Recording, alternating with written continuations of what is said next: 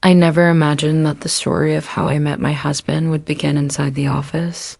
On one of those dull Monday mornings when everything feels so ordinary that you almost forget life can change in a second. I was just a junior assistant back then, quietly blending into the background, working long hours to prove myself in a company where no one seemed to notice the small people. My boss, Mr. Andrew Carter, was a man I respected but never dared to approach too closely. He had a reputation for being strict, always focused, always composed. People whispered that he lived a perfect life, good job, good salary, a beautiful wife, a house in the suburbs. I never thought I would become a part of his personal story, let alone end up becoming his wife. But life has its strange ways. That morning started like any other. I came in early, organized the files, prepared the meeting room, and checked my emails. At exactly 9, Mr. Carter walked in with his usual confidence, a steaming cup of black coffee in his hand. He nodded at me politely, as he always did, and moved toward his desk. I was just about to return to my own seat when, in a sudden, clumsy moment, his coffee slipped from his hand and spilled across the floor, dark liquid spreading like ink on the polished wooden surface. He let out a sharp sigh of irritation, and I froze. Not sure if I should step forward. You, he said, looking directly at me. Can you clean this up, please?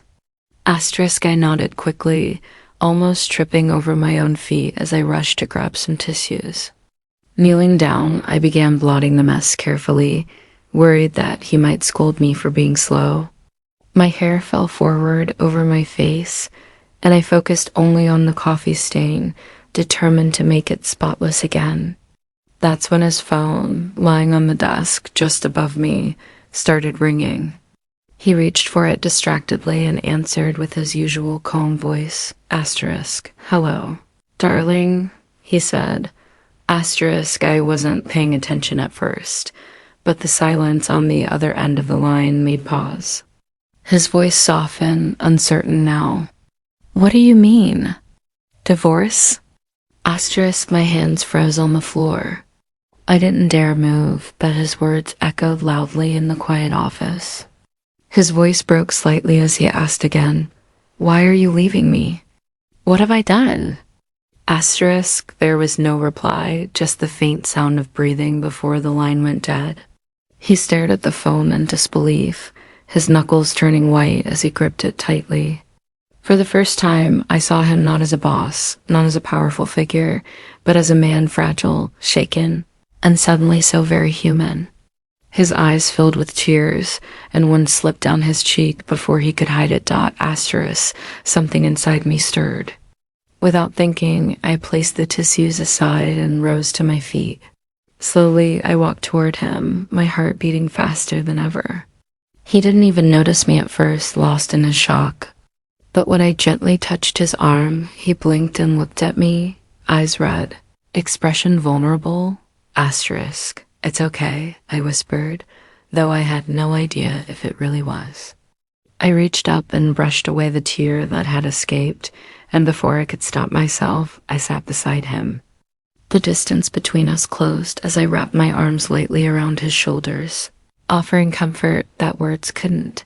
To my surprise, he didn't push me away. Instead, he leaned into the embrace, his body trembling just enough for me to feel his pain. In that moment, something unspoken connected us. It wasn't love, not yet, but it was a thread of understanding.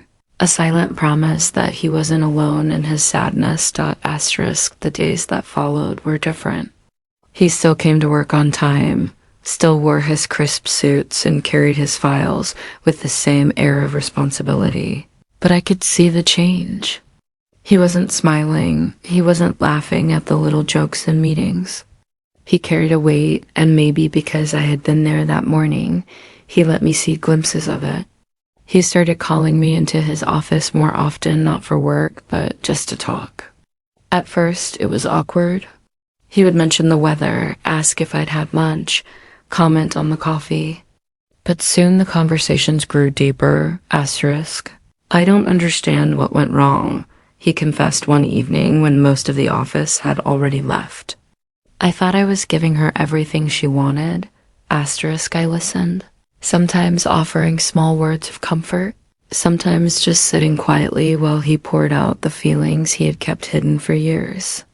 Little by little, he stopped being just Mr. Carter to me. He became Andrew, a man with fears, regrets, and dreams. And strangely, he began to see me too, not just as his assistant, but as a woman with her own thoughts and kindness. Asterisk, one Friday. After another long day, he asked me if I'd like to join him for dinner. My heart skipped a beat, but I said yes. We ended up at a small Italian restaurant, nothing fancy, but the warmth of the place wrapped around us like a safe cocoon. For the first time, I saw him smile again, not the professional smile he wore for the office, but a real, genuine one. Asterisk, I hadn't felt this light in a long time, he admitted as he swirled the wine in his glass. Thank you for being here. Asterisk, that dinner turned into many more. We started meeting outside the office walks in the park, late-night coffees, quiet drives around the city.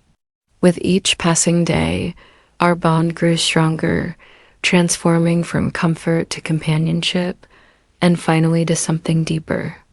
I found myself looking forward to his messages, his laughter, the way his eyes softened when he looked at me. Asterisk, one evening, as we stood on a bridge watching the city lights dance on the river, he took my hand in his. His touch was warm, hesitant, yet sure. Asterisk, I don't know what the future holds, he said softly. But right now, I know I don't want to face it without you. Asterisk, my chest tightened, and tears welled in my eyes. I squeezed his hand and whispered, I don't want to either. Asterisk, from that night, we were no longer just colleagues. We were something more, something fragile yet beautiful. Dating him wasn't always easy. People whispered in the office, rumors spread, and I sometimes wondered if I was doing the right thing. But every time I looked into his eyes, I knew it was real. Asterisk, months passed, and our relationship only deepened. Andrew healed slowly from the wound of his past, and I found myself growing stronger by his side. One Sunday morning, he surprised me by driving me to a quiet garden filled with blooming roses. There, under the soft sunlight, he knelt down and held out a small velvet box. Asterisk, I never thought I'd find love again, he said, his voice trembling with emotion. But you brought life back into me. Will you marry me? Asterisk, tears spilled down my cheeks as I nodded, unable to speak. When he slipped the ring onto my finger, I felt a rush of joy so powerful that I thought my heart would burst. Asterisk, our wedding was simple, intimate, filled with the people who truly cared about us. As I walked down the aisle in my white gown, I saw him waiting at the altar, eyes shining with love. For a moment, I remembered that ordinary morning in the office when I was just a nervous assistant cleaning spilled coffee. Who could have imagined that the same man, broken by a phone call, would one day become my husband? Asterisk, when we exchanged vows, I promised him not just love, but companionship, patience, and the strength to stand by him through every storm.